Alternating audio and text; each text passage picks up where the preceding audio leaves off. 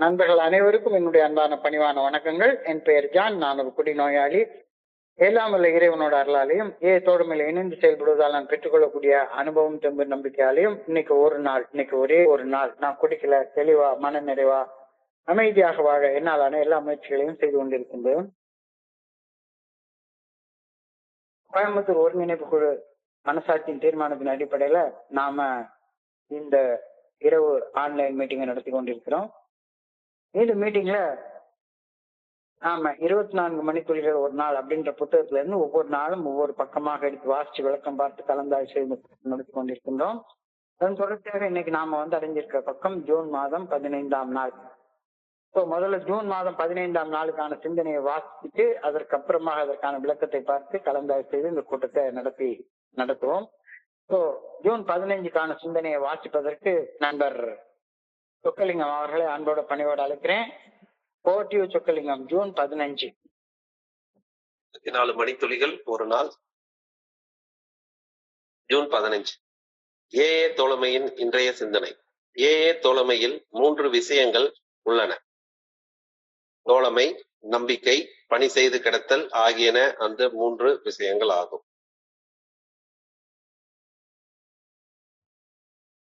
தோழமை அற்புதமானதுதான். ஆனால் அதன் அற்புதம் நாம் ஒரு தோழனாக இருக்கும் வரை மட்டுமே நீடிக்கும். தோழமை வலுவிழந்தால் புறம் பேசுதல், சந்தேகம், சலிப்பு போன்ற உணர்வுகள் மனதினுள் வர வாய்ப்புண்டு. கவலை, பயம் போன்ற உணர்வுகள் மீண்டும் தலை தூக்கும். எனவே தோழமையால் மட்டும் எல்லாவற்றையும் பெற்றுவிட முடியாது என்பதை தெளிவாக காண்கின்றோம். நம்பிக்கை நமக்கு தேவைப்படுகின்றது.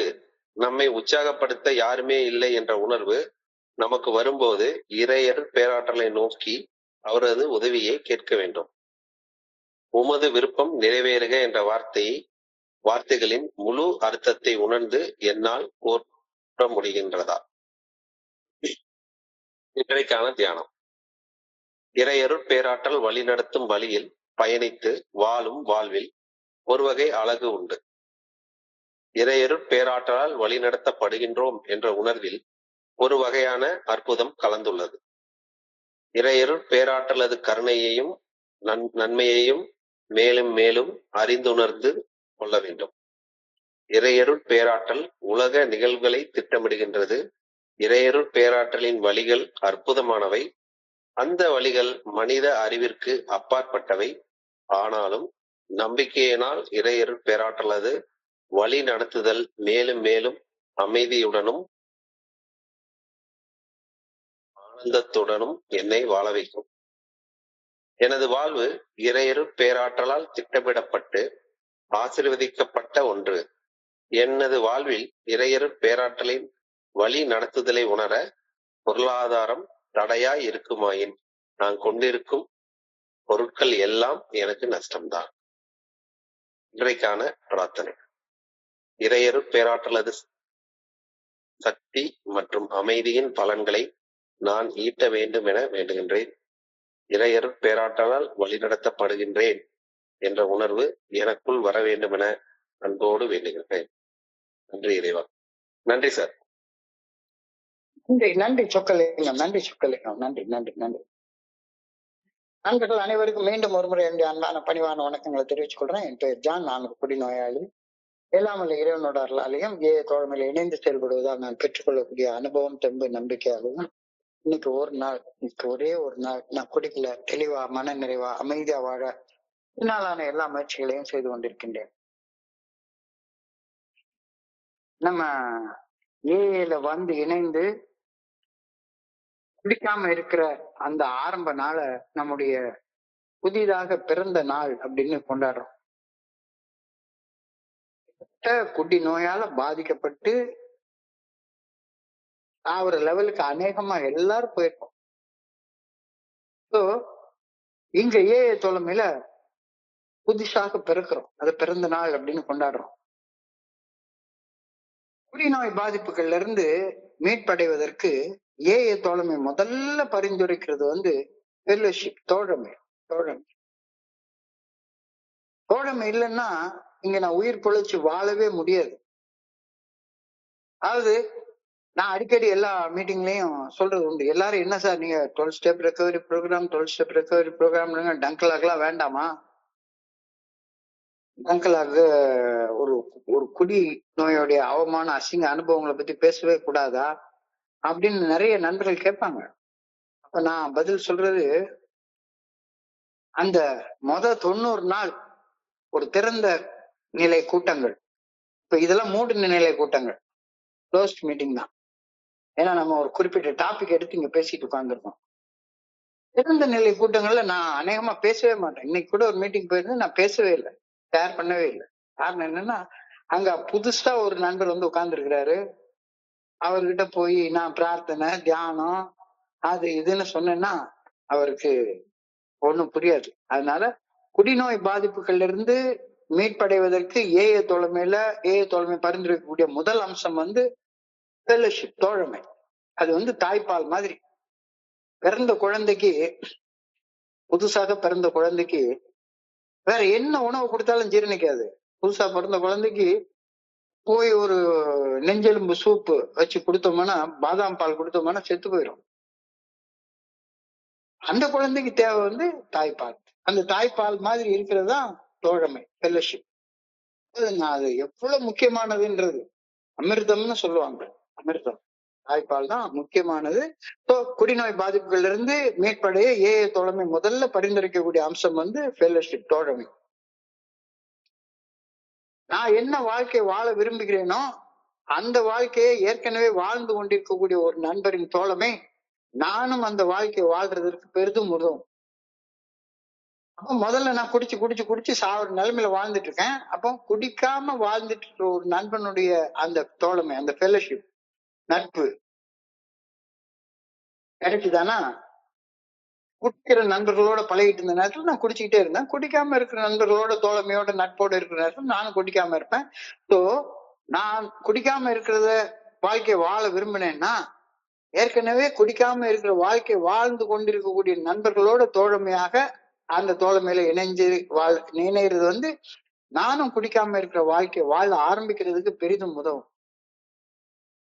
குடிக்கிற நண்பர்களோட தோழமை, நட்பு என்னை குடிக்க வச்சுது. இப்ப குடிக்காத நண்பர்களுடைய தோழமை குடிநோயின் பாதிப்புகள் இருந்து மீண்டு போதையற்ற உடல் நிதானத்தோட வாழ்றதுக்கு எனக்கு உதவுது. இது ஏஏ தோழமையில நான் பெறும் முதல் அம்சம், ஃபர்ஸ்ட் அம்சம், முதன்மையான அம்சம் தோழமை, ஃபெல்லோஷிப், ஒற்றுமை. இத தாய்ப்பாலுக்கு ஒப்பாக நான் பாக்குறேன். பிறந்த ஒரு புதுசாக ஏஏ தோழமையில வந்து இணையற ஒரு நண்பருக்கு முதல் தேவை வந்து ஃபெல்லோஷிப், தோழமை. ஆனா அதோட நின்ற முடியாது. குடிநோயின் பாதிப்புகள்ல இருந்து ஒரு 90 நாள் தொடர்ந்து நம்ம குடிக்காம இருந்துட்டோம். குடிநோயின் பாதிப்புகள்ல இருந்து மீட்படைய ஏஏ தோழமை இரண்டாவதாக பரிந்துரைக்கக்கூடிய அம்சம் வந்து நம்பிக்கை, ஃபெய்த். ஃபெய்த்னா என்ன? கடவுளுடைய இறையாற்றல் பேராற்றலுடைய நல்ல ஒழுங்கான வழிகாட்டுதல் ஏஏ தோழமை பரிந்துரைக்கக்கூடிய 12 படிகள் அடங்கிய மீட்படையும் செயல் திட்டத்துல அடங்கி உள்ளது அப்படின்னு உறுதியாக நம்பி அவற்றை வாழ்க்கையாக வாழ முயற்சி செய்து, அதான் அந்த நம்பிக்கை. இதோ நாங்கள் பின்பற்றிய வழிமுறைகள், these are the steps we took அப்படின்னு பிக் புக்ல எழுதியிருக்காங்க.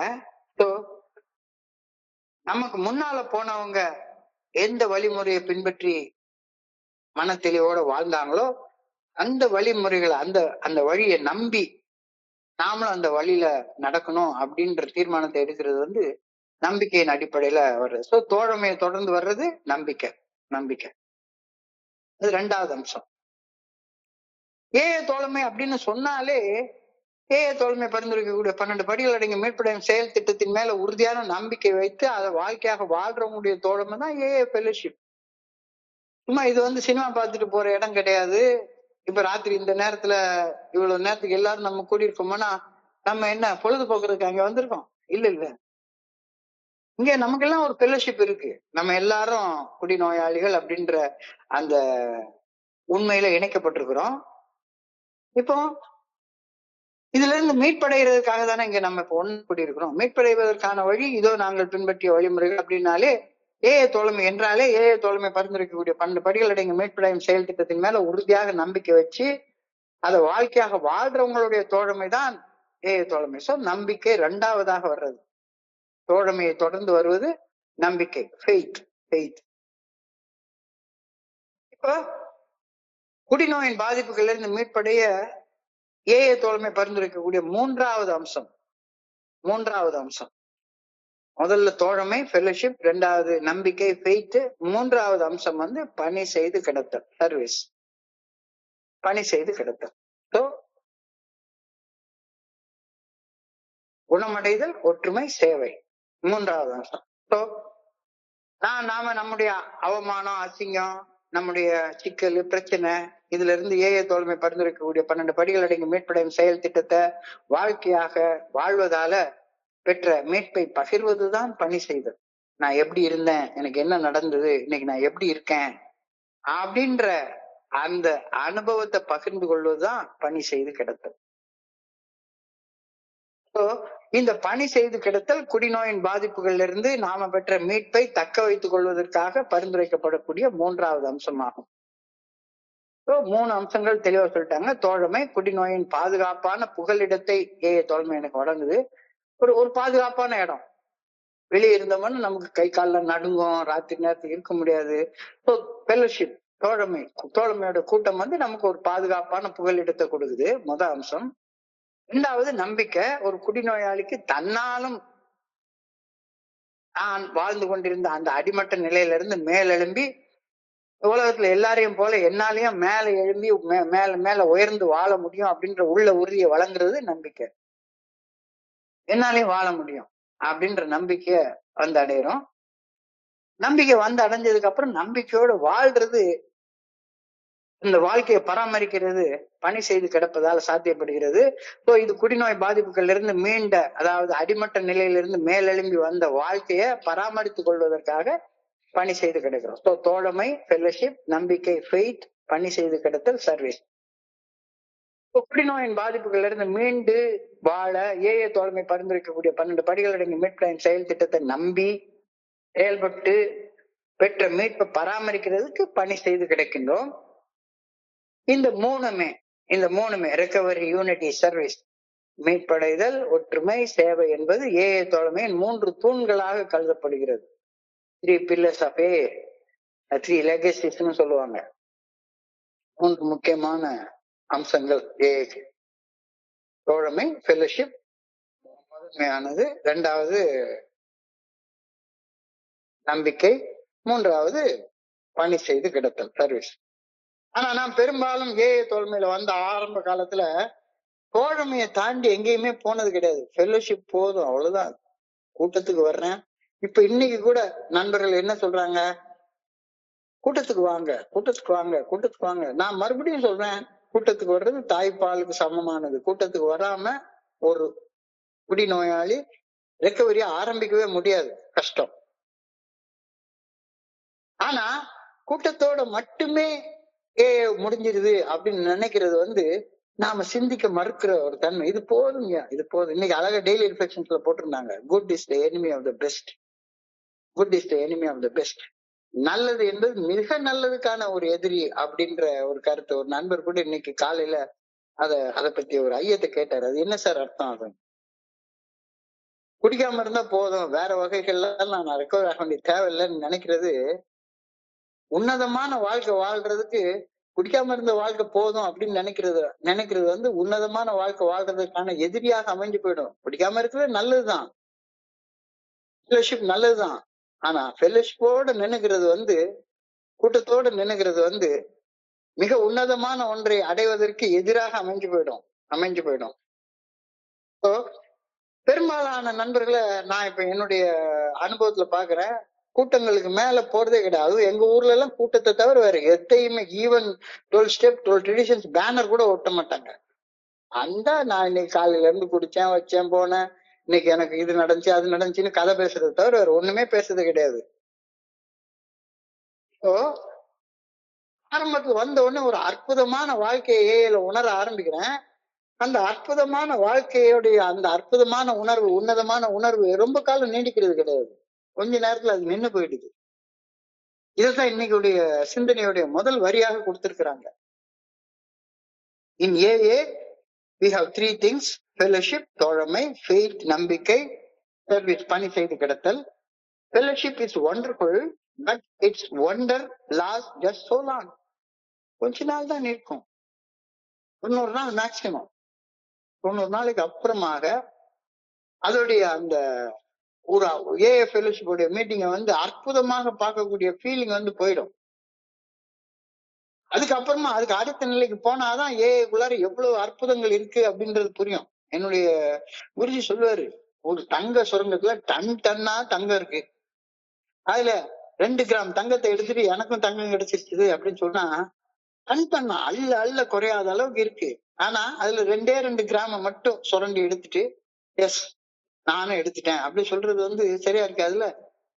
Fellowship is wonderful, but its wonder lasts just so long. அதுக்கு மேல இருக்காது, கொஞ்ச நாளைக்கு மேல இருக்காது. தோழமையின் அற்புதம் யாருடன் தோழமை கொண்டிருக்கிறோம் என்பதை வச்சுதான் நிர்ணயம் செய்யப்படும். நீ வந்த நாள்ல குடிக்காத நண்பர்களோட சோழமை வச்சிருக்கிற, ஆனா அந்த குடிக்காத நண்பர் வேற எல்லா வகையான அட்டூழியமும் பண்ணிட்டு இருக்கிறாரு. ராத்திரி உட்கார்ந்து பாக்குறாரு, தப்பா பெண்களுடைய உறவு வச்சிருக்கிறாரு, சம்பாதிக்கிறதுல ஒரு நேர்மை இல்ல. அவங்களோட போய் தோழமை வச்சுக்கிட்டோம்னா அந்த தோழமையின் அற்புதம் நான் என்ன புரிய போகுது? ஒண்ணுமே புரியாது, அவ்வளவுதான். அத்தோட அந்த தோழமையோட அற்புதம் முடிஞ்சு போயிடும். ஏஏ தோழமையின் 12 படிகள் அடங்கிய மீட்பின் செயல் திட்டத்தை வாழ்க்கையாக வாழாதவர்கள் அவங்கள ஏஏ மெம்பர்னே சொல்ல முடியாது. 90 நாளைக்கு வந்தது கரெக்ட் தான், ஆனா 90 நாளைக்கு அந்த பக்கமா வெறுமனே எனக்கு கூட்டம் போதும், அதுக்கு மேல ஒண்ணுமே கிடையாது அப்படின்னு சொல்றவங்க ஏஏ தோழமையின் செயல் திட்டத்தை வாழ்க்கையாக வாழாதவர்கள் ஏஏ தோழமைக்கு வெறுமனை போயிட்டு உடல் அளவுல மது போதையற்ற நிதானத்தோட வாழ்பவர்கள் ஆவார்கள். அத்தகையோரின் தோழமை ஆரம்பத்துல மிக அற்புதமாக இருக்கும். ஊர் சுத்துறதுக்கு அவங்க கூட சேர்ந்து ஏதாச்சும் ஆத்துல போய் குளிக்கிறது, அருவியில போய் குளிக்கிறது, ட்ரெக்கிங் போறது, கார்ல ரவுண்ட் அடிக்கிறது, எல்லாம் ஜாலியா இருக்கும், ரொம்ப நல்லா இருக்கும். ஆனா அந்த அற்புதம் நிலையானதாக இருக்காது.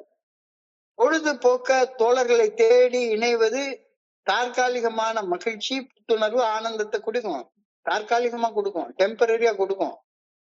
ஆனா நிலையான மகிழ்ச்சி, நிலையான ஆனந்தம், நிலையான புத்துணர்ச்சி நான் தோழமை கொள்ளும் நண்பர்களின் அக ஒருமைப்பாட்டையும் என்னுடைய அக ஒருமைப்பாட்டையும் சேர்ந்துதான் அமையும். நான் எனக்கு உள்ளார பர்சனலா இன்டெகிரேட் ஆகலைன்னா, பர்சனலி இன்டெகிரேட்டட் பீப்புளோட நான் போய் சேராம வெறுமனே சும்மா ஊர் சுத்தினா போதும் அப்படின்ற ஒரு எண்ணத்தோட நான் இருந்தேன்னா சரிதான், இந்த ஃபெல்லோஷிப்போடைய அந்த ஒண்டர் அப்படியே ரொம்ப பிரமிச்சு போய் பார்த்தது அது கொஞ்ச நாள்ல மறைஞ்சு போயிடும். நான் என்னுடைய அகத்துல ஒருமைப்படவில்லை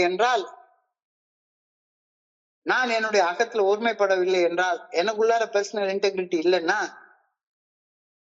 என்னுடைய நண்பர், என்னுடைய ஸ்பான்சர் புத்தராக, இயேசுவாக, திருவள்ளுவராக, திருமூலராக இருந்தா கூட அவரை பத்தி நான் புறம் பேசத்தான் செய்வேன். இந்த ஆள் என்னையாது எப்ப பார்த்தாலும் உட்கார்ந்து இன்றைய சிந்தனைக்கு, இன்றைய தியானத்துக்கு, இன்றைய பிரார்த்தனைக்கு என்னது உலகிட்டு அலையறானே ஒண்ணுமே புரியல. என்னுடைய அகத்துக்குள்ளார, என்னுடைய உள்ளத்துக்குள்ளார நான் பர்சனலி இன்டெகிரேட்டடா இல்லைன்னா, என்னுடைய ஸ்பான்சர் புத்தராக இருந்தாலும் சரிதான், அவரை பத்தியும் வெளியே நான் புறம் பேசிட்டு அலைஞ்சிட்டு உட்கார்ந்துருப்பேன். ஆனா என்னுடைய ஸ்பான்சர் அவர் அகத்துல ஒருமைப்பாட்டாக இல்லாத பட்சத்துல அவர் என்ன பத்தி புறம் பேசி தலைவாரு. எனக்கு ஒரு ஸ்பான்சி கிடைச்சிருக்கான், ஒண்ணுத்துக்கு உதவாத பய, எப்ப பார்த்தாலும் அவன் பிரார்த்தனை தியானம்னு ஒண்ணு சொல்லிட்டே இருக்கிறான், அவன் ஏஐல ஒரு சர்வீஸ் பண்ண மாட்டேங்கிறான், ஒரு சேரை தூக்கி போட மாட்டேங்கிறான், ஒரு காஃபி எடுத்து வைக்க மாட்டேங்கிறான். எப்ப பார்த்தாலும் அவன் என்னமோ 12 ஸ்டெப் ரெக்கவரி ப்ரோக்ராம், 12 படிகள் அடங்கி மீட்பு செயல் திட்டம்னு கிறுக்கம் போல பேசி தலைகிறான் அப்படின்னா அவர் என்னைய பத்தி புறம் பேச ஆரம்பிப்பார். ரெண்டு வகையிலும் நான் யாரு கூட நட்பு கொள்றனோ அந்த நண்பர் பர்சனலி இன்டெகிரேட்டடா அகத்துல ஒருமைப்பட்டு இல்லைன்னா அவர் என்ன பத்தி புறம் பேசுவாரு, நான் இல்லைன்னா அவரை பத்தி புறம் பேச போறேன். தோழமையின் தரம், நான் யாரு கூட நட்பு வச்சிருக்கணும் அந்த நட்பு தரம் சரியாக இல்லை என்றால் புறம் பேசுறது ஆரம்பிச்சிடும். உடனே புறம்பே 90 நாளைக்கு அப்புறமா குடிக்காம இருந்ததுக்கு அப்புறமா என்ன பண்ண போறோம், டிக்கெட்ல உட்காந்து புறம் பேச ஆரம்பிச்சிடும். ஒருவரை ஏமாற்றக்கூடிய ஏமாற்றுத்தானே ஆரம்பிச்சிடும். முன்னால நல்லா பேசுவாங்க, அதுக்கு பின்னால போய் புறம் பேசிட்டு அலைஞ்சிட்டு இருக்காங்க. சோ ஏமாத்துற வேலை ஆரம்பிச்சிடும். தோழமை என்ன அடிக்க ஆரம்பிச்சிடும், போர் அடிக்க ஆரம்பிச்சிடும். என்னடா இது இந்த ஃபெல்லோஷிப், அனானிமிட்டி காப்பாற்ற மாட்டேங்கிறான், என்னை பத்தி அங்க பேசுறான், அங்க பத்தி இங்க பேசுறான் அப்படின்னு ஒரு போர் அடிக்க ஆரம்பிச்சிடும், ஒரு அயற்சி உற ஆரம்பிச்சிடும். உதாரணத்துக்கு திடீர்னு புதுசா இந்த மீட்டிங் யாராச்சும் வந்து உட்கார்ந்துருக்காங்கன்னு வைங்களேன். இப்படி ஒரு புதுசா ஒரு வாசிப்பு கூட்டத்துல பங்கேற்க இங்க வந்த போது ஆரம்பத்துல எல்லாம் அற்புதமாக தெரியும், அற்புதமாக இருக்கும். இங்க எல்லாமே சூப்பரா இருக்குன்னு சொல்லிட்டு இங்க உள்ள நிறைகளை இங்க சொல்லிட்டு இங்க உள்ள குறைகளை வெளியே போய் சொன்னோம்னு வைங்களேன், புறம் பேச ஆரம்பிச்சோம்னா ஒரு ஸ்டேஜுக்கு மேல என்ன ஆகும், புறம் பேசுறாள் சொல்லுவான், அதான் அந்த பிடிக்கலன்னு சொல்றலையா, பிறகு அந்த மீட்டிங்க போற அப்படின்னு சொல்ல ஆரம்பிப்போம். கொஞ்ச நேரத்துக்கு உள்ளார திரும்ப வந்து இங்க வர்றது நின்னு போயிடும் தானே. அப்ப நாம ஒருத்தர் ஏமாத்திக்கிறோம் தானே. ஒருத்தர் ஏமாத்திக்கிட்டோம்னா போர் அடிச்சிரும். ஏமாற்றம் அயற்சியை உண்டாக்கும், போர் அடிக்க ஆரம்பிச்சிடும். எதுக்காக இங்க போய் என்ன செய்ய போகுது, பொழுதும் போக மாட்டேங்குது, போர் அடிக்குது அப்படின்னு தோணும். கவலை உண்டாகும், பயம் உண்டாகும், கோபம் உண்டாகும். ஒரு விஷயம் தெளிவா புரியுது, தோழமை மட்டும் போதாது, ஃபெல்லோஷிப் மட்டும் போதாது அப்படின்றத எல்லாருமே ஏதோ ஒரு பீரியட் ஆஃப் டைம்ல அவங்களுடைய எக்ஸ்பீரியன்ஸ்ல அனுபவத்துல எல்லாருக்கும் அது உணர வருவாங்க. இதைத்தான் இன்னைக்கு 2வது வரையில எழுதியிருக்காங்க. Then some gossip, disillusionment and boredom may come in. Worry and fear come back at times, and we find that the fellowship is not the whole story. Disillusionment, ஏமாத்தம். ஒரு இடத்துல இன்னொரு இடத்துல காசிப் பண்றது, புறம் பேசுறது. இதனால என்ன ஆயிரும், ஒரு மீட்டிங் போர் அடிக்க ஆரம்பிச்சிடும். ஏன்னா நம்ம ஒரு வகையான பகிர்வுக்கே பழக்கப்பட்டு போயிட்டோம்னு வைங்களேன். அந்த பழக்கப்பட்டு போனதுக்கு அப்புறமா ஃபெல்லோஷிப்க்கு அப்புறமா நமக்கு ஃபெய்த் ப்ரோக்ராம் மேல நம்பிக்கை வராம ப்ரோக்ராமுக்கு உள்ள போகலன்னா ஏதாவது ஒரு பர்டிகுலர் பீரியட் ஆஃப் டைம்ல நிச்சயமாக ஏமாற்றம் உண்டாயிரும். போர் அடிக்க ஆரம்பிச்சிச்சுன்னா அவ்வளவுதான். அதுக்கப்புறமா என்னடா இதுன்னு பயம் வந்துடும், கோபம் வந்துடும், எரிச்சல் வந்துடும், என்னமோ வாழ்க்கை சரியா போலியா அப்படின்ற இது வந்துடும். சோ ஆரம்பத்துல அற்புதமாக தோற்றமளித்த அதே தோழமை பரிந்துரைக்கக்கூடிய 12 படிகள் அடங்கிய மீட்பின் செயல் திட்டத்தின் மேல கொள்ளும் நம்பிக்கையை உறுதிப்படுத்தப்படாத பட்சத்துல, இந்த தோழமையில நம்ம எதுக்காக வந்திருக்கிறோம் அப்படின்றது தெரியாத பட்சத்துல தோழமையில புறம் பேசுறது ஆரம்பிச்சிடும். இந்த புறம் பேசுறதுதான் மெயினான டாபிக். மெயினானது இந்த புறம் பேசுறதுதான். அதனாலதான் அடிக்கடி நண்பர்கள்ட்ட சொல்றது, ஏப்பா ஏதாச்சும் குறை இருந்தா இங்க சொல்லுங்க, நிறைய இருந்தா வெளியே சொல்லுங்க. போய் ஹோட்டல்ல சாப்பிட்றப்ப போட்டிருந்தான், சாப்பாடு சரியில்லைன்னா இங்க சொல்லப்பா, சாப்பாடு நல்லா இருக்குன்னா வெளியே போய் சொல்லு அப்படி சொல்லி போட்டிருப்பான். ஆனா அதுக்கு உள்டாவா தான் நம்ம பண்றது. எல்லாம் நல்லா இருக்குண்ணே அப்படின்னு சொல்லி அந்த நேரத்துல கையை காட்டிட்டு வெளியே போய் சாப்பாடா போட்டான், அது என்ன அது அப்படின்னு வெளியே போய் குறைய சொல்றது. இப்போ இந்த குறைய சொல்றப்ப என்ன ஆகும், ஏமாத்தம் தான் வரும். ஏமாத்தம் வர நேரத்துல ஒரு இடம் நமக்கு பிடிக்கல உடனே அடுத்த இடத்துக்கு போவோம், அடுத்த இடத்துலயும் அதே பண்ண போறோம், மறுபடியும் அதே பண்ண போறோம். போர் அடிக்க ஆரம்பிச்ச பிறகு வாழ்க்கையில இன்ட்ரெஸ்டே இல்லாம போயிடும். ஸோ கொஞ்ச காலத்துக்கு அப்புறமாக கவலை, பயம் மறுபடியும் வந்து குடியிருக்க ஆரம்பிச்சிடும். தோழமையை தொடர்ந்து நம்பிக்கை ஒரு கொடி நோயாளி பெற்றுக் கொண்டாக வேண்டும். இது மிக மிக அவசிய தேவை. நம்பிக்கை ரொம்ப முக்கியமான வார்த்தை. நம்பிக்கைன்னா என்ன? நான் ஆரம்ப காலகட்டத்துல நினைச்சேன் கடவுளை நம்புற நம்பிக்கை அப்படின்னு சொல்லி நினைச்சிட்டு இருந்தேன். கடவுளைங்க உயர்ந்த சக்தின்னு ஒரு வார்த்தையில வர்ணிச்சு சொல்லி முடிச்சுட்டாங்க. நம்பிக்கை என்றால் என்ன என்ற கேள்வி அடுத்ததுக்கு வருது.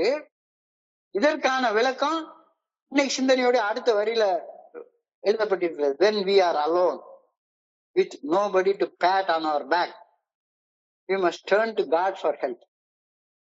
இப்போ காட்ன்ற இடத்துல குட் ஆர்டர்லி டைரக்ஷன். இப்ப நமக்கு வந்து ஒரு மீட்டிங்ல போர் அடிக்க ஆரம்பிச்சிச்சு, இங்க பேசுறது எல்லாமே எரிச்சலா இருக்குது, போர் அடிக்குது, யாருமே நம்மளை தட்டி கொடுக்க மாட்டேங்கிறாங்க, ஆளுக்கு வந்து அவன் பேசிட்டு போயிட்டே இருக்கிறான்.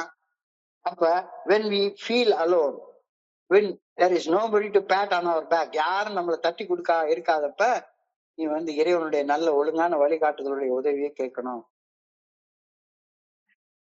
தோழமையில இருக்கேன், ஆனா தோள் கொடுக்க எனக்கு ஆளே இல்லை. தோள் கொடுக்கிறவனை தான் தோழன்னு சொல்லுவாங்க. தோழமையில இருக்கேன், ஆனா தோள் கொடுக்க ஆள் இல்லை. யாருமே இல்லாத ஃபீல் உண்டாகும், எல்லாருக்கும் உண்டாகும், எல்லாருக்கும் உண்டாகும். என்னடா இது, முன்ன நல்லா போற மாதிரி தோணுச்சு, இல்ல நல்லா பேசினாங்க. முகத்துக்கு முன்னால சிரிக்கிறவன் முதுகுக்கு பின்னால சீற்றம் அடைஞ்சிட்டு இருக்கான். முதுகுக்கு பின்னால இப்படி பேசுறான், புறம் பேசுறான். Gossip gossip gossip, anonymity break, anonymity break, gossip பண்ணிக்கிட்டே இருக்காங்களே. அதுக்கப்புறமா எந்த வேலையும் செய்ய தோணாது. தட்டி கொடுக்க யாருமே இல்லைங்கிற ஒரு தனியான ஃபீல் வர்றப்ப யாருக்கிட்ட நீ போனோம்? உன்னை விட்டு ஒருபோதும் விலகாத அந்த இறைவனுடைய நல்ல ஒழுங்கான வழிகாட்டுதல், அதை தேடி போனோம். மனுஷனை எந்த ஒரு மனித சக்தியும் நம்மை குடிநோயிலிருந்து மீட்க முடியாது அப்படின்னு அழகா சொல்லியிருக்காங்க. எந்த மனுஷ சக்தியும் முடியவே முடியாது. So when we feel alone with nobody to pat on our back, we must turn to God for help. இப்ப எனக்கு யாருமே உற்சாகம் மூட்ட ஆளே இல்லைன்ற நேரத்துல இறைவனுடைய நல்ல ஒழுங்கான வழிகாட்டுதல் என்கிட்ட இருக்குன்னு உறுதியாக நம்புறதுக்கு பேர் தான் நம்பிக்கை. எனக்குள்ளார எனக்கு வழிகாட்ட ஒரு சக்தி இருக்கு, ஒரு ஆற்றல் இருக்கு அப்படின்னு நம்புறதுக்கு பேர் தான் நம்பிக்கை. நான் ஒருபோதும் தனியானவனே கிடையாது. இந்த பிரபஞ்சத்தை இயக்கக்கூடிய பிரபஞ்ச இயக்க பேராற்றல் எனக்குள்ளார அருவமாக மறைவாக இருந்து என்ன ஒரு சிறு கணம் கூட விலகாம என்னை இயக்கிட்டு இருக்கிறத நான் இப்போ உணர்றேன், அத உறுதியா நம்புறேன். அப்ப நான் எப்படி தனியானவனாக இருக்க முடியும்?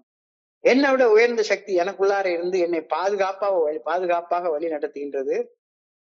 அந்த வழி நடத்துதல், அந்த வழிகாட்டுதல் என்னுடைய மனசாட்சி நல்ல ஒழுங்கான வழிகாட்டுதல் மூலமாக எனக்கு வெளிப்படுத்தப்படுகிறது, எனக்கு வழங்கப்படுகிறது.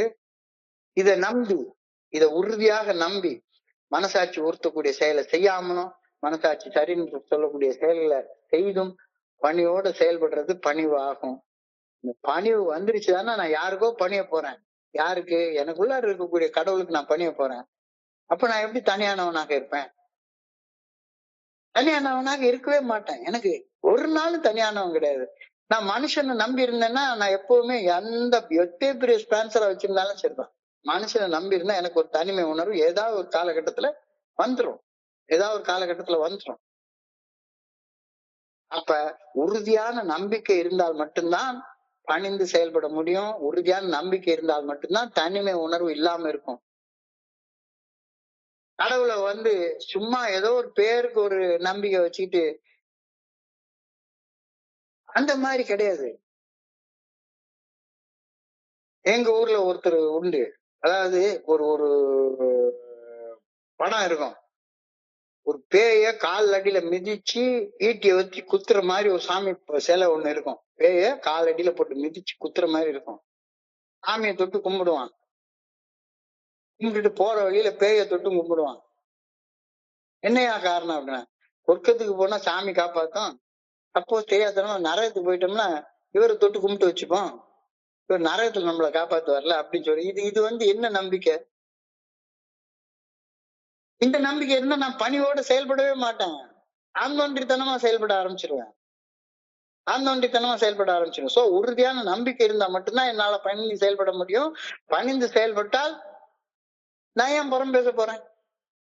யாரை பத்தி புறம் பேச எனக்கு என்ன வேலை இருக்கு? அழகா சொல்றாங்க. என்ன அன்பு செய்யறவங்கள பார்த்து பேசுறதுக்கே எனக்கு நேரம் பத்தாது இருக்கிறப்ப என்னை வெறுக்கிறவங்களை பத்தி புறம் பேச எனக்கே அது நேரம். அப்போ உனக்கு அன்பு செய்யறதுக்கு ஆளே இல்லாத ஒரு காரணத்தினால மட்டும்தான் நீ புறம் பேச போற. புறம் பேசலன்னு நீ ஏமாத்தம் அடைய போறதும் கிடையாது. ஏமாற்றமே கிடையாது. புறம் பேசல, ஏமாத்தவும் இல்லை, ஏமாறவும் இல்லை அப்படின்னா வாழ்க்கையில ஏன் போர் அடிக்க போகுது? நான் சோர்வை உணர போறேன்?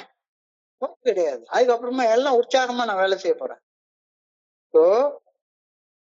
எனக்கு அன்பும் ஆதரவும் எனக்குள்ளார மறைவாக அருவமாக உள்ளிருந்து என்னை இயக்கக்கூடிய இறையர் பேராற்றல் இருந்து வருது. எந்த ஒரு மனித சக்திகிட்ட இருந்து எனக்கு வரல.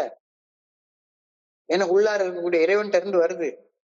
என்னுடைய முயற்சிகள் என் சக மனிதர்களால் அங்கீகரிக்கப்படாவிட்டாலும் அவை இறையர் பேராற்றலால் கவனிக்கப்படுகின்றன அப்படின்ற நம்பிக்கை ஒரு ஆழமான ஆன்மீக அமைதியை எனக்குள்ளார உருவாக்கும். எஸ், எனக்குள்ளார எப்பவுமே ஒரு பெரிய ஆற்றல் எனக்குள்ளார இருக்கு. நான் தனியா உட்கார்ந்திருந்தாலும் சரிதான், எனக்குள்ளார ஒரு ஆற்றல் இருந்து என்னை இயக்கிக்கிட்டே இருக்குது. அதான் என்னை இதயத்தை துடிக்க வைக்குது, என்னுடைய சுவாசிக்க வைக்கிறது. நான் சுவாசிக்கிற பிராணவாயுவை நுரையீரல எடுத்துட்டு போய் அதுல இருக்கக்கூடிய பிராணவாயு ஆக்சிஜனை வச்சு ரத்தத்தை சுத்தம் பண்ணி ரத்தத்துல இருக்கிற கழிவுகளை எடுத்து கார்பன் டை ஆக்சைடை வெளியே விட வச்சு நான் சாப்பிடுற சாப்பாட்டை ஜீரணிக்க வச்சு என்னை வளர வச்சு நோய் இல்லாம வாழ வச்சு இதெல்லாம் எனக்குள்ள இருக்கக்கூடிய இறைவன் செய்யக்கூடிய வேலை. எனக்கு அன்பு மாதிரம் எனக்குள்ளார மறைவாக இருந்து என்னை இயக்கக்கூடிய இறையர் பேராற்றல் இருந்து வருகிறது. என்னுடைய முயற்சிகள் என் சக மனிதர்களால் படாவிட்டாலும் அவை கடவுளால கவனிக்கப்பட்டு கொண்டே இருக்கின்றன அப்படின்றப்ப ஒரு ஆழமான ஆன்மீக உறுதி எனக்குள்ளார உருவாகுகின்றது. தனியாக உணர்வது பலகீனத்தை உணர வைக்கலாம். நான் தனியா இருக்கேன் பலகீனத்தை உணர வைக்கலாம். ஆனா உண்மையிலேயே நான் பலகீனமாக உணர்ற நேரத்துல அது நான் பலத்திற்காக இறையர் பேராற்றல் நோக்கி திரும்புவதற்கான ஒரு தருணம். எனக்குள்ள ரொம்ப வீக்கா உணர்றேன்னு வைங்களேன். சில நேரத்துல வீக்கா உணர்வேன், என்னடா மனுஷன் உடம்பு வலிக்குது, இப்படி போகுது அப்படி போகுது அப்படின்னு தனியா பலகீனமா உணர்ற நேரத்துல அந்த டைம் என்ன டைம்? பலம் பெறுவதற்காக இறையர் பேராற்றலை நோக்கி திரும்ப வேண்டிய நேரம். பலகீனமான நிலை நம்பிக்கை நிலைக்கு என்னை இட்டு செல்லக்கூடிய பாதை அப்படின்னு சொல்லி இன்னைக்கு சொல்றாங்க. பலகீனமான நிலை பலம் அடைவதற்காக இறையர் பேராற்றலை நோக்கி திரும்ப வேண்டிய தருணம். தனிமே இறையர் பேராற்றல் உணர வைக்கும் நோக்கத்தோட தான் உறுதியான நம்பிக்கை எனக்குள்ளார வளர்த்து வலிமையாக மாற்ற இறையர் பேராற்றல் எனக்கு வழங்கக்கூடிய தருணம் தான் நான் வீக்கா உணரக்கூடிய தருணம். அதுதான் அந்த ஃபர்ஸ்ட் ஸ்டெப்ல உணரக்கூடிய. ரொம்ப வீக்கா உணர்றேன், எனக்கு ஒண்ணுமே இல்லைன்னு உணர்றேன். வலுவின்மை உணர்ற நேரத்துல வலு பெறுவதற்காக கடவுளை நோக்கி திரும்ப வேண்டிய தருணம் அது அப்படின்னு சொல்லி இந்த இன்னைக்கு சிந்தனையில சொல்றாங்க. இறையர் பேராற்றலை உணரவே தனிமையின் தருணங்கள் எனக்கு இறையர் பேராற்றலையே வழங்கப்படுகின்றன. கடவுள் தான் எனக்கு தனிமையை கொடுக்கிறாரு. இப்ப when I say thy will be done and mean it, இந்த வார்த்தை தான் ரொம்ப பெரிய வார்த்தை. உமது விருப்பம் நிறைவேறுக என்ற வார்த்தையை அதோடைய முழு அர்த்தத்தை உணர்ந்து என்னால சொல்ல முடியுதா? thy will be done, உமது விருப்பம் நிறைவேறுக. ஏன் விருப்பம் இல்லையா? உன் விருப்பம் நிறைவேறுக அப்படின்ற வார்த்தைகளை அதோடைய முழு அர்த்தத்தை உணர்ந்து என்னால சொல்ல முடியுதா? அர்த்தம் புரியலன்னா தியானத்துக்கு கடந்து போ. இப்போ உம்முடைய விருப்பம் நிறைவேறுக அப்படின்னு சொல்றது ஒரு வேண்டுதலா அல்லது எனக்கு நானே கொடுத்து கொள்ளக்கூடிய ஒரு கட்டளையா அப்படின்ற ஒரு கேள்வியை கேட்கிறாங்க. ஐயா, உம்முடைய சித்தம் நிறைவேறட்டும், உம்முடைய விருப்பம் நிறைவேறட்டும் நான் சொல்றது ஒரு வேண்டுதலா அல்லது எனக்கு நானே கொடுத்து கொள்ளக்கூடிய கட்டளையா? ஆழமாக கவனத்தை குவிச்சு தியானிச்சு பாரு அப்படின்னு சொல்றாங்க. உமது விருப்பம் நிறைவேறுக அப்படின்னு சொல்லக்கூடிய வார்த்தை ஒரு பிரேயரா இல்ல எனக்கு நானே கொடுத்து கொள்ளக்கூடிய ஒரு கட்டளையா? கவனத்தை குவிச்சு தியானிச்சு பாரு. இப்போ மெல்ல யோசிப்போமே, குடிக்கிறது என்னுடைய மனசுடைய விருப்பம், குடிக்காம இருப்பது மனசாட்சியுடைய விருப்பம். ரெண்டுல எந்த விருப்பத்தை நிறைவேற்ற போறப்ப நீ? குடிக்கிறது மனசுல உள்ள விருப்பம், குடிக்காம இருக்கிறது மனசை கடந்து மனசுக்குள்ளார இருக்கக்கூடிய அந்த கடந்து உள் செல்றப்ப இருக்கக்கூடிய கடவுளுடைய விருப்பம். எந்த விருப்பத்தை நீ நிறைவேற்ற போற? ஆமத்தால உந்தப்பட்டு போன் பாக்குறது என்னுடைய மனசுடைய விருப்பம். அதை கூட்டிட்டு என்னுடைய மனசுடைய விருப்பத்தை நிறைவேற்றிக் கொள்ளவும் செய்யலாம். பார்க்காதன்னு மனசாட்சி உறுத்துது. எந்த செயலை செய்ய போற? உமது சித்தம் நிறைவேறுன்னு வேண்டிட்ட. எந்த எந்த சித்தத்தை நிறைவேற்ற போற? உன்னுடைய சித்தத்தையா கடவுளுடைய சித்தத்தையா? கோபத்தால கெட்ட வார்த்தை பேச தோணுது, பேசாதன்னு மனசாட்சி உறுத்துது. கோபத்துல எதா போட்டு உடைக்காதன்னு சொல்லுது. உன் சித்தப்படி நடக்க போறியா அல்லது கடவுளுடைய சித்தப்படி நடக்க போறியா? பயத்துல ஓடி ஒளியணும்னு உன்னுடைய மனசு சொல்லுது. இல்ல, எது வேணாலும் நின்னு பாரு, உன் கூட நான் இருக்கேன்னு கடவுள் சொல்றாரு. எந்த சித்தத்தை நிறைவேற்ற போற? சந்தேகத்தால உட்கார்ந்து வேவு பார்க்க போறியா? மனசாட்சி சொல்லுது, ஓ பொண்டாட்டிடா, பொண்டாட்டி போய் வேவு பார்த்துட்டு இருக்க, அசிங்கமா இல்ல அப்படின்னு மனசாட்சி சொல்லுது. எதை நிறைவேற்ற போற? புறம் மேல புறம் பேச போறியா இல்ல டீ கடைக்கு போகாம வீட்டுக்கு வர போறியா? ஓ, இந்த இடத்துல என்ன சொல்றாங்க? என்னுடைய விருப்பமானாலும் சரி, அது என்னுடைய மனசாட்சியின் கட்டளை ஆனாலும் சரி, செய்ய போறது யாரு? நான் தான் செய்ய போறேன். கடவுள் ஒண்ணும் செய்ய போறது இல்ல. எதை செய்ய போறேன் அப்படின்றதான் கேள்வி. இப்போ என்னுடைய மனசுடைய விருப்பத்தைப்படி செய்ய போறேனா அல்லது மனசாட்சியின் கட்டளைப்படி செய்ய போறேனா? இதுதான் கேள்வி. இறையர் பேராட்டின் நல்ல ஒழுங்கான வழிகாட்டுதலுக்கு பணிந்து செயல்படுற வாழ்க்கையில ஒரு அழகு இருக்கு, ஒரு அழகு இருக்கு. இப்படி செயல்படுறப்ப ஒரு அற்புதமான ஃபீலிங் மனசுக்குள்ளார உருவாகுது. There is a beauty in God guided life அப்படின்ற எழுதுறாரு. I will be done நீ கேட்கிற, அப்போ அந்த இறைவனுக்கு பணிகிற வேலையை நீ தான் செய்ய போற. இறைவன் செய்ய போறது இல்ல, நீ தான் செய்ய போற. இப்போ இறைவனுக்கு பணிந்து செயல்படுற வாழ்க்கையில ஒரு அழகு இருக்கு, ஒரு அழகு இருக்கு. There is a wonder in the feeling of being led by God. There is a wonder in the feeling of being led by God. கடவுளால வழி நடத்தப்படக்கூடிய வாழ்க்கையில ஒரு ஒரு அற்புதம் ஃபீலிங் இருக்கு. மனசாட்சிக்கு பணிஞ்சு செயல்பட்டு பாரு, வாழ்க்கையை அற்புதமாக உனக்கு காட்சி தரும். என் மனம் போன போக்குல வாழ்ந்து பரிதாபமா வாழலாம், அல்லது இறையர் பேராற்றல் மனசாட்சியின் மூலமாக காட்டக்கூடிய நல்ல ஒழுங்கான வழிகாட்டுதலில் வாழ்ந்து அழகையும் வலிமையையும் வாழ்க்கையில உணரலாம். எப்படி வாழ போற? பரிதாபமா வாழ போறியா இல்ல அழகோட வலிமையோட வாழ போறியா? சாய்ஸ் ஒண்ணுதான், சாய்ஸ் ஒண்ணுதான். எது தேர்வு செய்யணும்னு நீயே தியானிச்சுக்கோ, நீயே தியானிச்சுக்கோ. அதான் இந்த வார்த்தைக்கு அர்த்தம். Can I say the word thy will be done and mean it? உமது விருப்பம் நிறைவேறுக அப்படின்ற வார்த்தையுடைய அர்த்தத்தை தெரிஞ்சு நீ சொல்றியா? நான் என் பாட்டுக்கு என் பாக்குல போயிட்டே இருப்பேன், ஆனா நீ என் வாழ்க்கையில எந்த வகையான நோய் நொடி இல்லாம எந்த பிரச்சனையும் இல்லாம பாக்கணும்னு சொன்னா அது எப்படிப்பா? அது எப்படிப்பா? அது right? Realise God's bounty of goodness and more. நீ இறைவனுடைய நல்ல ஒழுங்கான வழிகாட்டுதலுக்கு பணிந்து செயல்படுற வாழ்க்கையுடைய வளமை பயங்கரமா மாறும்.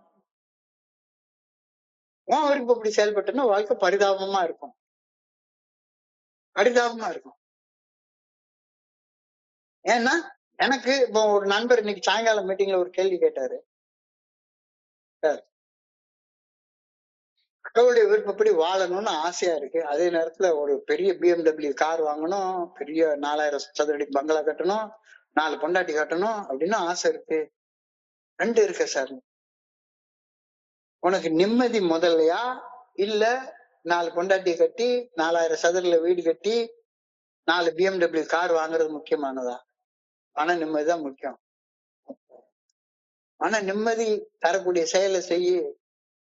உனக்கே தெரியும், நம்ம சம்பாதிக்கிற சம்பாத்தியம் ஒரு நாளைக்கு 1000 ரூபாய் சம்பாதிக்கிறோம் மேக்சிமம் போனா. இந்த 1000 ரூபாய்க்குள்ளார விரலுக்கு தகுந்த வீக்கம் தானே பண்ண முடியும்.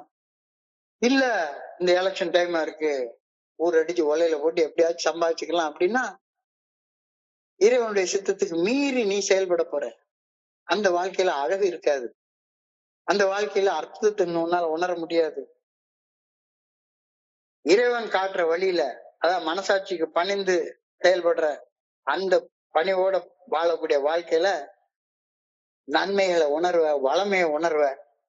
இல்லைன்னா உனக்கு அந்த வளமையை உணர முடியாது, வளமையை உணர முடியாது. வளமையை மேலும் மேலும் உணர நான் முயற்சி செய்யும் போது ஆட்டோமேட்டிக்கா நான் thy will be done, அந்த அந்த அந்த இறைவனுடைய சித்தத்தை நான் தான் நிறைவேற்றுறேன் அப்படின்ற அறிவு எனக்கு வேணும். நான் என்ன நினைச்சிட்டு இருக்கேன், என்னுடைய விருப்பத்தை நான் நிறைவேற்றுறேன், கடவுள் அவர் விருப்பத்தை அவர் நிறைவேற்றுவாரு. இல்லப்பா, உன் விருப்பத்தை நிறைவேற்ற போறியா கடவுள் விருப்பத்தை நிறைவேற்ற போறியா? மனசாட்சிக்கு பணிஞ்சு நடக்க போறியா அல்லது மனம் போன போக்குல போக போறியா? இதுதான் கேள்வி. இந்த கேள்விக்கு பதில் சொல்லிட்டு போ. கேள்விக்கு பதில் சொல்லிட்டு போ. சாதாரண அறிவு, காமன் சென்ஸ், காமன் சென்ஸ், மிக சாதாரண அறிவு. ஆனா இந்த மிக சாதாரண அறிவு அசாதாரண அறிவாக எனக்கு தோணுது. as common sense becomes uncommon sense அப்படின்னு பில்டபிள்யூ ஒரு வார்த்தை எழுதுறாரு.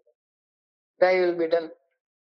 நான் மனசாட்சிக்கு பணிஞ்சு செயல்பட போறேன்னு சொல்றதை விட்டுட்டு கடவுள் எனக்கு எல்லாத்தையும் செய்வாரு, நான் என் பாட்டுக்கு என் போக்குல போயிட்டு இருப்பேன் அப்படின்னா கடவுள் உனக்கு நீ செய்யற செயல்களுக்கான கர்ம வினையத்தானப்பா கொடுப்பாரு உனக்கு. இது சாதாரண அறிவு தானே. இதை ஏன் அசாதாரணமாக சிந்திச்சு பாக்குற? God is planning for you. அவருடைய வழிகள் அற்புதமானவை, அது உனக்கு தெரியாது. இப்ப அவர் என்ன பிளான உனக்கு வெளிப்படுத்துறாரோ அந்த பிளான நிறைவேற்ற வேண்டியது இப்ப உன்னுடைய பொறுப்பு. அந்த பிளான் படி வாழ்ந்தா வாழ்க்கையில சுவாரஸ்யமே இருக்காதுன்னு மனித அறிவு சொல்லுது. இது எப்படி சார்? குடிக்காம மட்டும்தானே இருக்கணும், வேற எல்லாம் போனா வாழ்க்கையில என்ன ஒரு டேஸ்டே இருக்காது. ஏதோ கொஞ்சம் ஊர் சுத்தணும், ஏதாவது கொஞ்சம் பண்ணணும், கொஞ்சம் நிறைய பணம் சம்பாதிச்சுக்கணும், எப்படியாச்சும் எவன் எக்கேடு கட்டு பணம் என்ன, நான் கொஞ்சம் ஒரு பெரிய வீடா கட்டிக்கணும், சீட்டை பார்க்கணும், அதை பார்க்கணும், அரசியல்ல போய் எதையோ ஒண்ணு பண்ணி கொஞ்சம் பணத்தை சேர்த்துக்கணும். இதெல்லாம் இறைவனுடைய திட்டங்களுக்கு எதிரான வழிகாட்டுதல்கள்னு உனக்கு புரியலையா? God is planning for you, wonderful are his ways, they are beyond your human understanding. உனக்கு புரியாது. நான் படைக்கப்பட்ட படைப்பிற்குன்னு ஒரு நோக்கம் உண்டு. அந்த நோக்கம் என்னுடைய மனசாட்சி நல்ல ஒழுங்கான வழிகாட்டுதலின் மூலம் வெளிப்படுத்தப்படுகின்றது. அதற்கு பணிந்து செயல்பட்டு வாழக்கூடிய வாழ்க்கை உன்னதமாக இருக்கும் என்பது மனித அறிவுக்கு எட்டாதது. மனித அறிவு என்ன சொல்லுது? எப்படியாச்சும் பணம் சம்பாதி, எப்படியாச்சும் பிராக்கெட் போட்டு என்னமாச்சும் பண்ணு. மனித அறிவுக்கு எட்டாதத எப்படி செயல்படுத்தணும்? நம்பிக்கையின் மூலமாக தான் செயல்படுத்தணும். But God's leading will enter your conscience more and more and bring you ever more peace and joy. இப்போ அழகா சொல்லியிருக்காங்க, God's leading will enter you through your conscience. இறைவனுடைய நல்ல ஒழுங்கான வழிகாட்டுதல் உன்னுடைய மனசாட்சியின் மூலமாக வெளிப்படுத்தப்படும். மேலும் மேலும் மேலும் மேலும் வெளிப்படுத்தப்பட்டு கொண்டே இருக்கும். அந்த நல்ல ஒழுங்கான வழிகாட்டுதலை நம்பி நீ செயல்படுறப்போ உனக்கு மேலும் மேலும் அமைதியும் ஆனந்தமும் உண்டாகும். Your life is being blessed by God. You may count all material things as losses if they present your winning ways against the conscience of God, against the consciousness of God's guidance. இறைவனுடைய நல்ல ஒழுங்கான வழிகாட்டுதலை மீறி நீ சம்பாதிக்கிற என்ன பணம்னாலும் சரிதான், பொருள்னாலும் சரிதான், இது உனக்கு நஷ்டம்தான். இத நம்பிக்கையால மட்டும்தான் உணர முடியும். உணர முடியும். மனித அறிவுக்கு புரியவே புரியாது. குடிக்கிற காலத்துல எங்க பணம் கிடைச்சாலும் சரிதான், என்ன பணம்னாலும் சரிதான், எடுத்து நம்ம பாட்டு போய் குடிச்சிருவோம். மனித அறிவுக்கு எட்டாது. மனசாட்சிக்கு பணிந்து செயல்படுவது மகிழ்வு, ஆனந்தம், அமைதி, ஆசீர்வாதத்தை கொண்டு வரும். இறைவர் பேராற்றின் நல்ல ஒழுங்கான வழிகாட்டுதலை உணர பொருளாதாரம் தடையாக இருக்குமானால் சம்பாதிக்கிற பொருள் எல்லாமே உனக்கு நஷ்டம் தான்டா அப்படின்ற வார்த்தையை சொல்றாங்க. ரொம்ப ஒரு ஆழமான ஒரு கருத்து, ரொம்ப ரொம்ப பயங்கர ஆழமான கருத்து. இது தொடர்ந்து இன்னைக்கு பிரேயருக்கு போறாங்க. I pray that I may earn the rewards of God's power and peace. இறைவர் பேராற்றல் சக்தி மற்றும் அமைதியின் பலன்களை நான் ஈட்ட வேண்டும் என வேண்டுகின்றேன். I pray that I may develop the feeling of being led by God. இறைவர் பேராற்றலால் வழி நடத்தப்படுகின்றேன் என்ற உணர்வு எனக்குள்ளார வர வேண்டும் என அன்புடன் வேண்டுகின்றேன். அழகான கருத்து. இன்றைய சிந்தனையை நம்ம சுத்தமாக பார்ப்போம். ஏக தோழமையில இணையறப்ப நமக்கு தெரிகிறது 3 விஷயங்கள். 1 ரிலேஷன்ஷிப் தோழமை, 2வது ஃபெய்த் நம்பிக்கை, 3வது சர்வீஸ் பணி செய்து கிடத்தல். இந்த 3 விஷயம் ரொம்ப ரொம்ப முக்கியமானது. இந்த ஃபெலோஷிப் தான், தோழமை தான். நீ என்ன இருந்தாலும் சரிதான், உனக்கு அந்த தோழமை கிடைக்கலன்னா மறுபடியும் போய் குடிக்கக்கூடிய வாய்ப்பு ரொம்ப அதிகமா இருக்கும். நீ என்னவாக மாற விரும்புறியோ அவ்வாறு ஏற்கனவே மாறி வாழக்கூடிய நண்பர்களுடைய கையை பிடிச்சுக்கோ, தோழமையை பிடிச்சுக்கோ. குடிக்கிறத நிறுத்தணும் அப்படின்னா குடிக்கிறத நிறுத்தணும் கையை பிடிச்சுக்கோ. போன் பிக்சர் பாக்குறத நிறுத்தணும் அப்படின்னு நினைச்சேன்னா போன் பிக்சர் பார்க்காதவனுடைய கையை பிடிச்சுக்கோ. கோபத்தை விடணும்னு நினைச்சேன்னா கோபத்தை விட்டவன் கையை போய் பிடிச்சுக்கோ. பொறாமையை விடணும்னு நினைச்சேன்னா புறம் பேசுறவங்க கூட இருக்காத. சந்தேகத்தை விடணும்னு நினைச்சா சந்தேகப்பட்டு வேவு பாக்குறவங்க கூட உட்கார்ந்து பேசிட்டு இருக்காது. சொல்லிட்டே போலாம். ஆணவத்தை விடணும்னு நினைச்சா ஆணவமா சுத்திட்டு அலையிறவங்க கூட இருக்காது. யாரு கூட நீ தோழமையை வச்சுக்கிறியோ அது. இந்த தோழமை ஒரு பர்டிகுலர் ஸ்டேஜுக்கு மேல உன்னைய நம்பிக்கைக்கு கொண்டு போகலன்னா தோழமை போர் அடிக்க ஆரம்பிச்சிடும். புறம் பேச ஆரம்பிச்சிருவ. ஏமாற்றப்பட்டதாக உணர்வ. ஏமாற்றப்பட்டதாக உணர்ந்தேன்னா கவலை வந்துடும், பயம் வந்துடும், கோபம் வந்துடும், எல்லாம் வந்துடும். தோழமையை தொடர்ந்து என்ன வரணும்? நம்பிக்கை வரணும். இந்த நம்பிக்கை வந்தது தொடர்ந்து என்ன வரணும்? பணி செய்து கிடக்கக்கூடிய சர்வீஸ் மென்டாலிட்டி நமக்கு வரணும். அப்பதான் நம்பிக்கையால கிடைச்ச பலன்களை நம்மளால தக்க வச்சு கொள்ள முடியும். இப்ப நம்பிக்கை வரணும் அப்படின்னா முதல்ல என்ன? தனியாக இருக்கிறப்ப, when you are alone with nobody to pat on your back, எப்பவுமே உனக்குள்ளார இறைவனுடைய நல்ல ஒழுங்கான வழிகாட்டுதல் இருந்து உன்னை வழி நடத்திக்கிட்டே இருக்குது. நீ ஒரு நாளும் தனியானவனே கிடையாது. வலுவில்லாம உணர்ற நேரத்துல, பலகீனமா உணர்ற நேரத்துல பலத்துக்காக உள்நோக்கி திரும்ப வேண்டிய தருணம் அது அப்படின்றத உணர்ந்துக்கோ. பலம் பெறுறதற்காக எவனையாச்சும் மனுஷனை நம்பி போகாத. உள்ளுக்குள்ளார நம்பிக்கையோட போ. நம்பிக்கையோட போ. நம்பிக்கையை பெற்று பலம் பெற்றதுக்கு அப்புறமாக அந்த பலத்தை பகிர்ந்து கொள்வதற்கு சர்வீஸ்க்கு நீ போ. சர்வீஸ் நீ போ. இதை தொடர்ந்து அழகா கொடுத்துக்கிறாங்க. Can I say thy will be done and mean it? உமது விருப்பம் நிறைவேறுக என்ற வார்த்தையின் முழு அர்த்தத்தை உணர்ந்து என்னால சொல்ல முடியுதா? உமது விருப்பம் நிறைவேறுக அப்படின்றது ஒரு வேண்டுதலா அல்லது எனக்கு நானே கொடுத்து கொள்ளக்கூடிய கட்டளையா அப்படின்னு ஆழமாக தியானிச்சு, கவனத்தை குவிச்சு தியானிக்க சொல்றாங்க. உன் விருப்பத்தை நிறைவேற்ற போறியா அல்லது உனக்கு உள்ளார இருந்து கடவுள் உங்ககிட்ட சொல்றாரு அந்த இறைவனுடைய விருப்பத்தை நிறைவேற்ற போறியா? பிடிக்கிறது ஏன் விருப்பம், பிடிக்காம இருக்கிறது கடவுளுடைய விருப்பம். உன் விருப்பத்தை நிறைவேற்ற போறியா கடவுளுடைய விருப்பத்தை நிறைவேற்ற போறியா? ஆமத்தால உந்தப்பட்டு போன் பாக்குறது என்னுடைய மனசுடைய விருப்பம். கதவை பூட்டிட்டு பாக்குறது, பார்க்காம இருக்கிறது என்னுடைய மனசாட்சியுடைய விருப்பம். எதை செய்ய போற? கோபப்படுறது, கோபத்துல ஏதாவது உடைக்கிறது, கெட்ட வார்த்தை பேசுறது, அது என்னுடைய மனசுடைய விருப்பம். கட்டுப்படுத்துறது கடவுளுடைய விருப்பம். எதை செய்ய போற? பயத்துல ஓடி ஒளிறது, சந்தேகத்துல வேவு பாக்குறது, பொறாமையில புறம் பேசுறது, நான் தான் எல்லாம் ஆணவத்தோட கொக்கரிக்கிறது, இதெல்லாம் உன் மனசுடைய விருப்பம். ஆனா பணிவாக ஓடி ஒளியாம, சந்தேகத்துல வேவு பார்க்காம, புறம் பேசாம வாழ்ற கடவுளுடைய விருப்பம். உன் விருப்பமானாலும் சரி, அது மனசாட்சியின் கட்டளை ஆனாலும் சரி, செய்ய போறது நீதான். இதை செய்ய போறன்றதுதான் கேள்வி. இறைவர் பேராட்டி நல்ல ஒழுங்கான வழிகாட்டுதலுக்கு பணிந்து செயல்படுற வாழ்க்கையில ஒரு அழகு இருக்கு, அதுல ஒரு அற்புதம் இருக்கு. There is a beauty in God guided life. There is a wonder in the wonderful feeling in the life led by God. மனம் போன போக்குல வாழ்ந்து பரிதாபமா சாக்க போறேன்னா இல்ல இறைவனுக்கு பணிஞ்சு வளமா வாழ போறேன்னா? thy will be done சொன்ன thy will be done, உமது சித்தம் நிறைவேறுக அப்படின்றத என்னுடைய மனசுக்கு உள்ள கட்டளையாக கொடுத்து மனசை எப்பவுமே மனசாட்சிக்கு பணிய வச்சு பழக்கப்படுத்திட்டேன்னா வாழ்க்கை வளம் பெற ஆரம்பிக்கும். எல்லா செயல்களையும் ஆற்றல் இருக்கும்.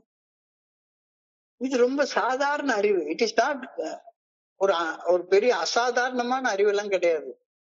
சாதாரணமான அறிவு. சாதாரணமா இருக்கு. God is planning for you. Wonderful are his ways.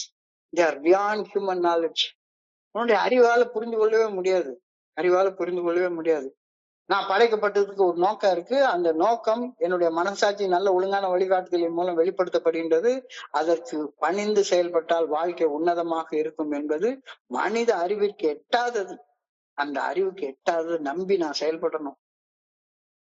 மனசாட்சிக்கு பணிந்து செயல்படுவது மகிழ்ச்சி, ஆனந்தம், அமைதி, ஆசீர்வாதத்தை கொண்டு வரும். I will be done, இறைவனுடைய விருப்பத்துக்கு நான் தான் பணிந்து செயல்படணும். நான் பணிந்து செயல்பட்டா அமைதி, ஆனந்தம், சந்தோஷம், ஆசீர்வாதத்தோட இருப்பேன்.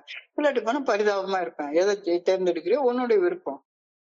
இறையர் பேராற்றின் நல்ல ஒழுங்கான வழிகாட்டுதலை உணர பொருளாதாரம் தடையாக இருக்குமாயின் நீ சம்பாதிக்கிற பொருள் எல்லாமே உனக்கு நஷ்டம் தான்டா. கடைசியில இங்க விட்டுட்டு போற. எதை எடுத்துட்டு போற? ஒண்ணுமே எடுத்துட்டு போறது இல்ல. ரொம்ப அழகா சொல்லியிருக்காங்க. இறையருள் பேராற்றல் சக்தி மற்றும் அமைதியின் பலன்களை நான் ஈட்ட வேண்டும் என பணிவுடன் வேண்டுகின்றேன்.